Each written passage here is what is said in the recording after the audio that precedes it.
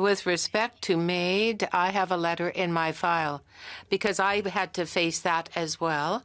I have a letter saying that if you are so desperate, madam, we can offer you maid, medical assistance in dying. As you all know, 5 years waiting for the elevator, where I have to crawl down on the floor, literally, throwing my chair down with a leash and make sure it doesn't just go riding off down the stairs as I crawl down to go to access to my car. 5 years. And that also is a renewal of equipment because I used to have the other elevator at my old house. Do you know the story of Christine Gauthier? She's a Canadian Army veteran who served our country with distinction before she was injured in a training accident many years ago. Her injury to her back degenerated to the point where she needed to be in a wheelchair. But despite all of this, Christine remains an inspiration, an example of the fortitude and perseverance we expect from those who serve our country in uniform. Christine went on to be a Paralympian and to compete in the Invictus Games, once again, representing Canada with pride and with honor. Now, as an injured veteran in a wheelchair, Christine needs a stair lift in her home, but she's been without one for 5 years now as bureaucrats deny, and delay the installation of the vital mobility aid, forcing Christine to wiggle up and down the stairs in her home on her stomach, stripping her of her dignity. But if this disgusting and inhumane treatment of someone who is willing to die in uniform for our country wasn't enough, when Christine called Veterans Affairs caseworkers to find out the status of her 5-year-long ordeal to get the tools she needs to live her life to the fullest, Christine was instead offered medical assistance in dying from the angel of death government bureaucrat on the other end of the line. Now, although the mainstream media seems to be ignoring Christine and hoping she goes away, her story has garnered international attention from the likes of Fox News. Take a look. Did we simplify unfairly your experience with the Canadian government? Well, Tucker, I'd like to be able to make things clear. This was a conversation with a person, okay, that told me that. It was no, even at the translation at the committee, it was wrongly transmitted right there. And of course, Canadians, despite their government's indifference to Christine's plight, care deeply about what Christine and our veterans experience every day. On a couple of elements you brought up. First of all, why are we still fighting against certain veterans groups in court? Because they're asking for more than we are able to give right now. Now, if you're like me, you want to do something to help. So stick around to the end of this video or go to helpchristine.com right now and then come right back because you're going to want to hear from Christine. We're going to put the plight of Christine right in front of the Veterans Affairs Minister, Lawrence MacAulay. I'm going to deliver a petition to him with thousands of the names of Canadians who want him to do something for Christine. And then I'm going to give you another way to help at that special website I just mentioned, helpchristine.com. You can click a link and send a preloaded email to Veterans Affairs Minister Lawrence MacAulay, calling on him to honor the sacred covenant Canadians have with our veterans to give them the help they need in a timely manner to live their lives and not offer them an untimely death. Okay, first, let's hear Christine's gut-wrenching story, because once you do, you'll have a full and better understanding of how abusive the relationship is between Veterans Affairs Canada and the veterans they are tasked with serving, and then you'll want to do something. I came from a middle class, I would say, stable family until my parents got separated when I was 10. And then I went on to live with my father, who was a police officer. And I guess from a very young age, I would want to follow in his footsteps. And even though there weren't any women yet as police officers, this is still what I thought I was going to do. Unfortunately, after the separation of my parents, as I lived with my father, he got remarried with not so nice woman that both were drinking heavily. And he started severely beating me up. And at the same time, there was someone close to the family that was sexually abusing me. So I didn't really have anyone to turn to. I know after I went on for 2 years, so I told my father, repeatedly after each time that he would have been me up the next day when he'd seen what he had done. He would kneel down in front of me and ask for forgiveness and promise it would never happen again until the next time. So through all this for 2 years, I asked to go back to my mother's place. So I had to move back with my mother.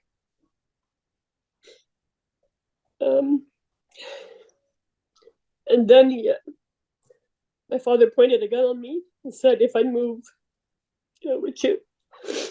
So instead of just letting me go to back to my mother's house, I was put in foster care for a little while.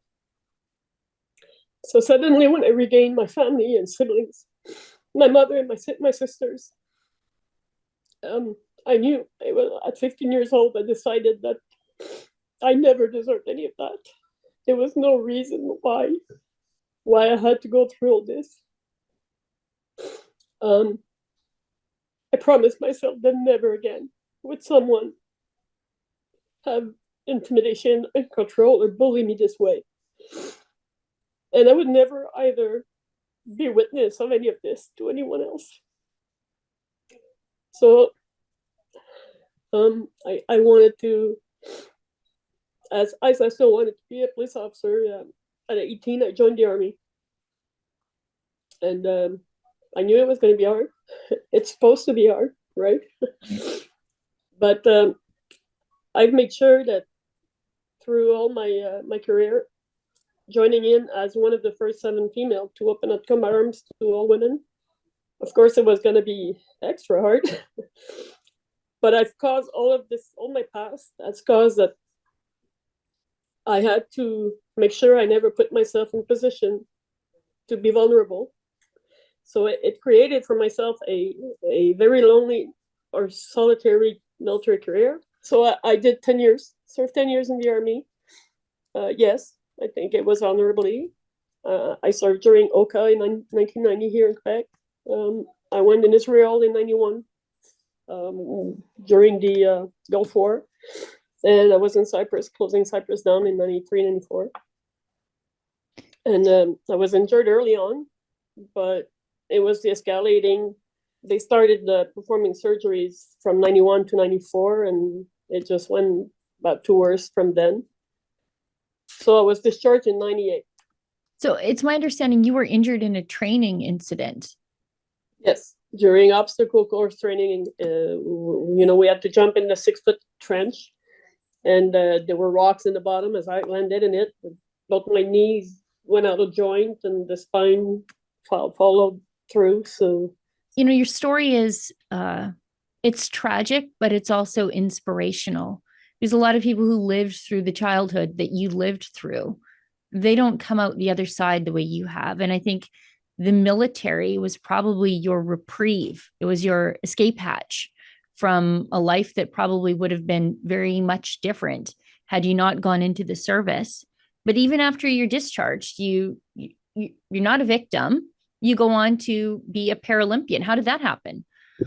It was just a fluke, if I can say. I was completely isolated for 10 years. And one of my sisters asked me, would you like to come and try sea kayak?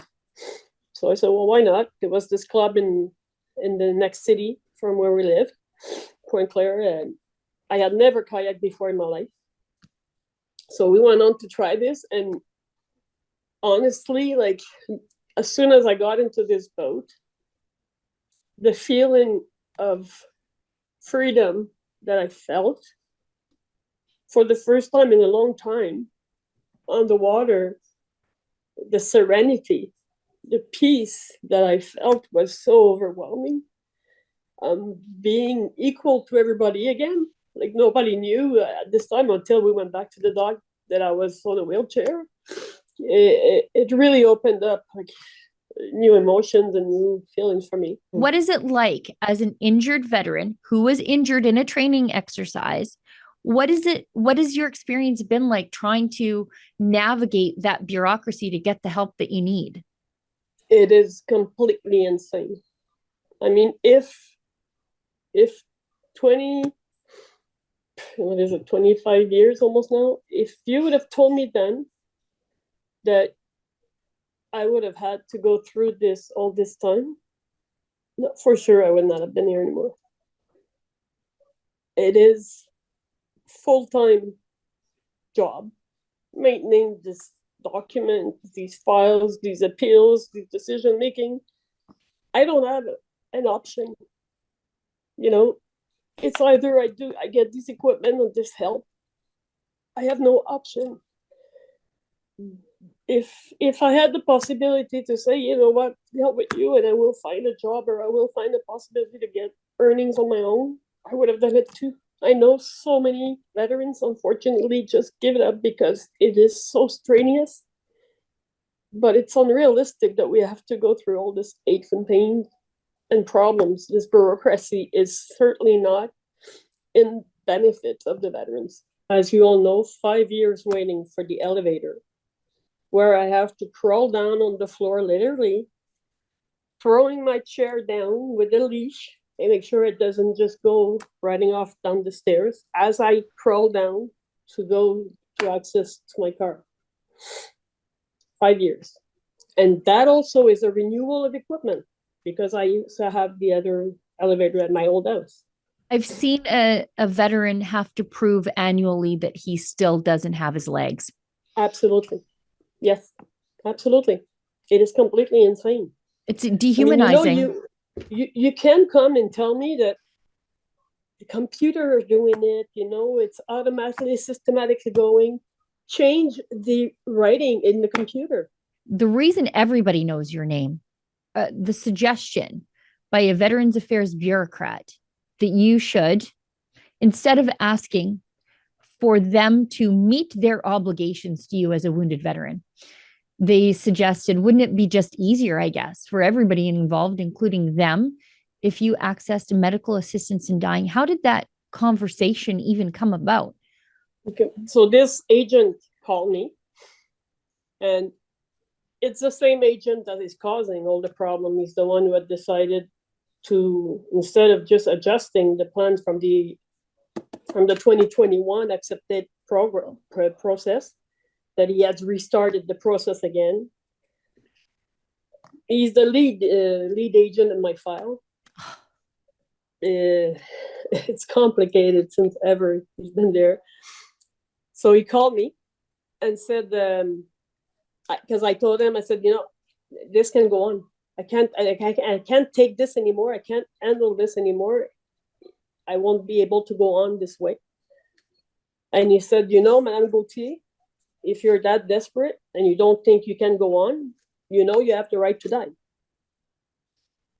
So I just suddenly, it just came to me how candid and easy it sounded. Yeah. And there's no secret. I've been suicidal for the last 15 years. I bet. Being treated, having to go through all this. Had it not been for my therapists and the people from St. Anne's for the last 5 years, they have taken over pretty much my file for me. Had it not been for their help, I would not have been able to sustain all of this and go through with this. So I've been going through with suicide for the last 15 years, fighting through my conscience, fighting through my belief in God, trying to stay strong because my mother is still alive and I don't want to put her through this. And suddenly he makes this, it's been hard every minute to balance whether I can go on this minute or not. And suddenly you have this person telling you, well, it's too easy, you have the right to die. So I remember saying, wow, I can't believe you won't give me the equipment I need to live, but you'll help me die. And It ended this way. I then asked that this person does not contact me anymore, which he still did afterwards, repetitively. Each time I've mentioned it to my therapist, how this person is not supposed to contact me, and still did. Is he still the agent on your file? He's just been promoted to be the lead in the entire Eastern Canada. So he's no longer in Montreal, but he's now serving under Ottawa, I think. When I wrote this letter to Trudeau, I don't know if you guys remember from December 1st, when I was at the commission, I didn't even know then that they were going to be talking about that, because the subject was supposed to be the new subcontract that Trudeau just awarded to Lifemark. You know about this? Yes. So this subcontract, privatizing Veterans Affairs in a way, it was supposed to be the topic of that commission that day. So when someone else brought on the maid, and then someone from Macaulay's office stated, well, it was only an isolated case, it was just that once. And so I raised my hand there saying, no, that's not true, because I was also told that. With respect to maid, I have a letter in my file because I had to face that as well. I have a letter saying that if you are so desperate, madam, we can offer you maid, medical assistance in dying. I had stated to them at this point, after I had mentioned it, and people were advising me, you should be very careful how you're going to write and phrase this, because the person responsible is lead. So this is why when I wrote my letter to Trudeau and Macaulay, that I had written in exactly the same way I had responded to him when he told me that on the phone, stating, it's unreal that you won't give me the equipment I need to live, but you'll make us die. Well, after the next day that I had testified, Macaulay stated that they never heard from me. There was never anything from me. Come on, I got the letters from your office stating back, we receive your letters and your phone calls. This guy's salary is probably paid on commission on what he cuts off from the benefits to veterans, or bonuses. I mean, there's no realistic reason out of meanness. I don't think so. Like, can someone really just be this mean that, you either follow someone's guidelines that we put you there and we want you to reduce, the money that is given out to services and systematically just refuse everything, or you're getting something out of it. There's no reason why someone would do something like this otherwise. You have been treated terribly. You deserve to live with dignity, and you deserve to be given the tools that you need to live with dignity.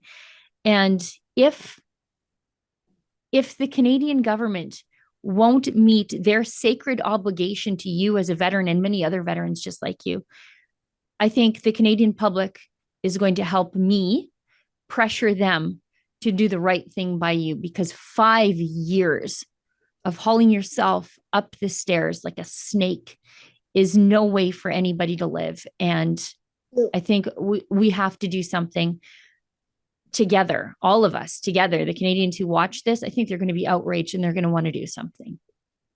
I hope so, because I know not many people know of the situation.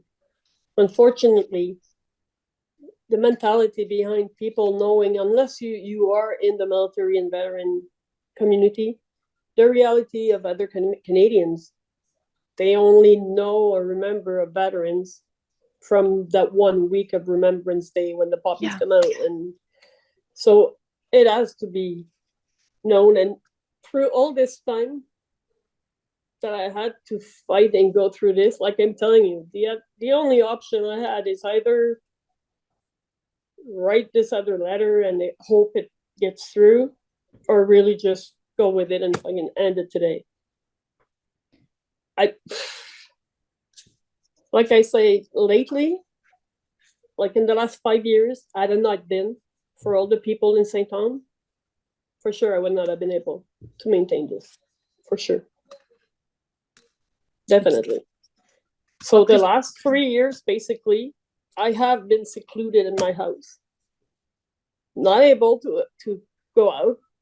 I mean, I'm still already limited because just my transfer already that I have to make to go to the bathroom, get up and down out of bed, these extra unnecessary transfers to have to go downstairs or to climb down or crawl down the stairs to get to the garage, they have caused me so many injuries that I have to get another surgery now in the mid-back. It's repulsing. I mean, how can you put, like, it's injuring me voluntarily. Mm-hmm. They knew of it, and they still went on causing all these delays for something they know they're going to be doing anyway. So I just don't get the point. I've never seen a light of accountability shone on Veterans Affairs the way it is right now. And you coming out has encouraged other veterans to come out. And it's giving them a chance to have their voices heard too. I mean, what's happened to you is so unbelievable that I'm sure other veterans would think, if I come forward, no one's ever going to believe me. This is so crazy. But because you came forward, I think there's power in numbers. It's moral support for those other veterans. And I think Canadians, normal Canadians, are so outraged at how you've been treated that they are going to want to make their voices heard to Lawrence MacAulay's office. And I'm going to start a petition. I'm going to get as many Canadians as possible to sign it. And then I am going to hand deliver it to Lawrence MacAulay's office, a big stack of Canadians' names. I'm going to plunk it on his desk if I can and say, these many people want you to help Christine, but every other veteran too, who has been put in the same position as her in a life of suffering instead of a life of honor and dignity. So I hope you'll accept that offer of help from me to you. Oh my God. Your blessing come through. I swear to God, yes. It's the least we can do. Like I said, you served our country honorably. And as you said before we even started recording, you were willing to die for this country, die for people you never met. It's the least we can do for you. Thank you. Thank you, Christine. See what I mean? It's gut-wrenching what she's been through. Christine's story is one of overcoming a bad childhood by finding purpose and meaning in service of others and service of our country. She overcame an injury to become one of the best in her sport in the entire world. And the same government that now denies Christine the help she needs used her images on promotional materials. Christine's given so much to this country. We owe it to her to make our voices heard in support of her. If you go to that website, helpchristine.com, there's a petition sitting there. Please sign it and share it. I want as many names as possible on it because even if Veterans Affairs Minister Lawrence MacAulay is apathetic and inept, Canadians care, and I want Christine to know. And I'm going to make sure that petition lands on the desk of Lawrence MacAulay so that he cannot ignore it the way his bureaucrats ignore Canadian veterans. And on that same website, helpchristine.com, there's a link. Click it and you'll send a pre-written email. I've taken care of all the hard work. That email will go directly to Lawrence MacAulay's inbox. Let's force these people to get something done for once and do the very thing they're paid to do. Help Canadian veterans. For Rebel News, I'm Sheila Gunn-Reid. If you find the treatment of Canadian Army veteran Christine Gauthier as appalling as I do, please go to helpchristine.com to call on Veterans Affairs Minister Lawrence MacAulay to give this veteran the help she needs to live her life instead of offering her advice to end it. Again, that's helpchristine.com.